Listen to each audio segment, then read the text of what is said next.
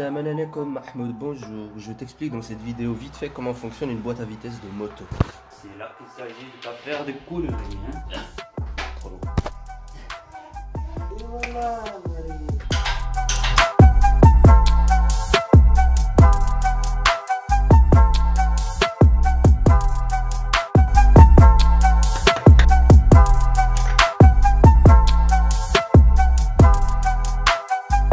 tu as un moteur là complètement démonté et puis ici tu as ta tige de sélection, donc comme sur une moto, passer les vitesses. Et puis là tu vois que tu as un petit système de ressort. Donc quand tu passes un rapport, tu appuies là-dessus, ça fait tourner ton barillet de sélection. Et avec ce petit système de ressort que tu vois ici, là ça te fait revenir ton levier à chaque fois au milieu. Et là derrière ce qui se passe, et ben justement ici tu as ton barillet de sélection, tu vois que tu as des espèces de petits engrenages là dedans. Ça c'est tes fourchettes, elles viennent se glisser là dedans et tu vois qu'en fonction du chemin que lui va prendre en tournant ici, en passant les vitesses, bah, tes fourchettes vont se décaler à gauche ou à droite. Et puis ensuite, quand tu passes tes vitesses, tes fourchettes, elles se décalent de gauche à droite avec ton barillet de sélection qui est derrière, ce qu'on a vu avant. Et c'est ça qui fait en fait que tes pignons, ils peuvent se décaler gauche ou droite.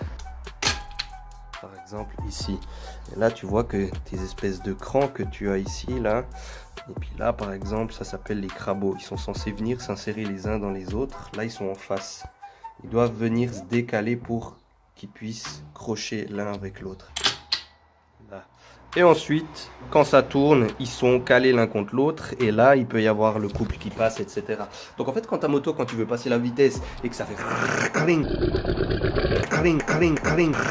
et ensuite ta vitesse, elle prend. C'est à cause de ça. C'est tes crabeaux qui se frottent l'un contre l'autre jusqu'à ce que... qui se mettent l'un dedans l'autre. C'était pas très français, mais c'est pas grave, t'as compris.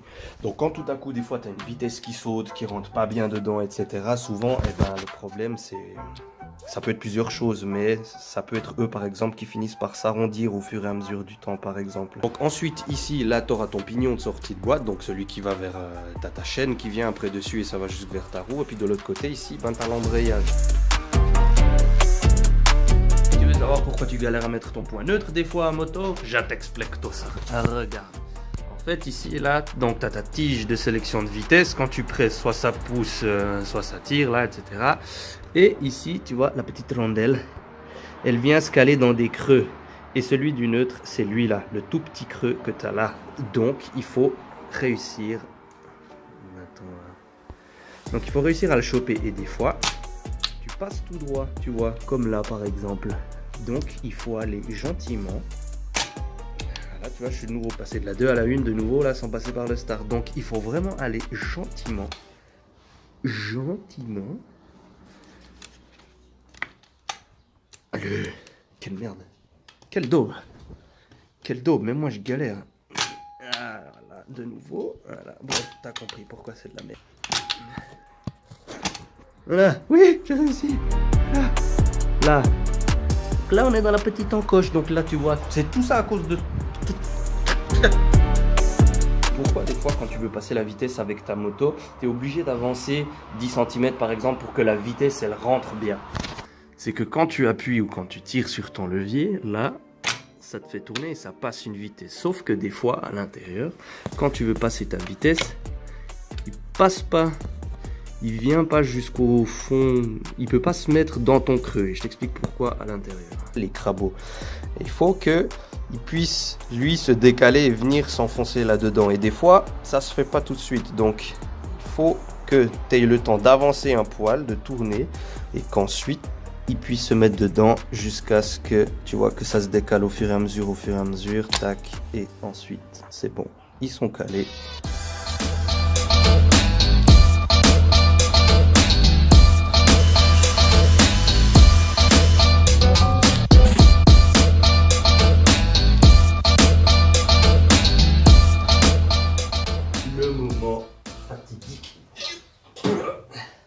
Moi, je suis hyper intelligent, donc tu vois, j'ai déjà installé tout le haut parce que j'attendais de recevoir les dernières pièces. Je me suis dit, je vais faire un peu d'avance, sauf que maintenant qu'il faut mettre le moteur, punaise, ça pète une blinde.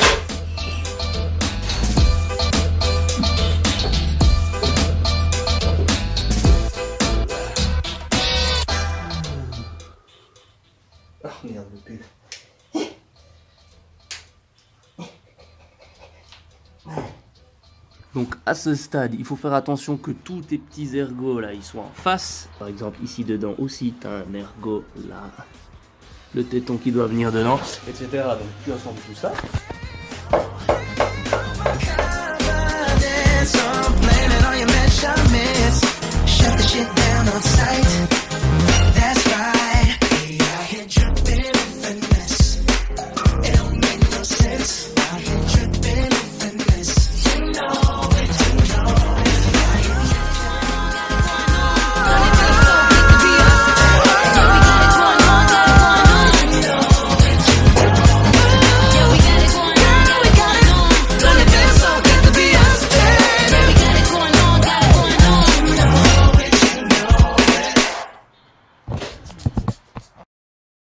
Voilà Marie, on arrive au bout de la vidéo. Ça se voit que je sors du lit ou pas là? On est genre quelques jours après le reste de la vidéo du coup. Mais on voit, j'ai une tête d'éclaté, bref.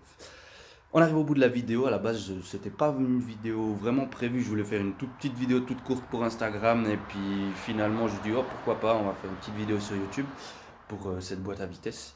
Je suis pas professionnel en mécanique, je fais ça à côté par passion, à côté de mon vrai métier. Donc si je peux, je peux me tromper, je peux faire des erreurs. Donc dans le peu de séquences que vous avez vues pour le remontage du moteur, si on a qui ont des conseils, je prends tous les conseils. Et puis si voilà, si des petites vidéos comme ça te plaît, je vais en faire d'autres. Je dois refaire un moteur de CBR 1000 RR aussi pendant les vacances d'hiver. Donc là on est en novembre.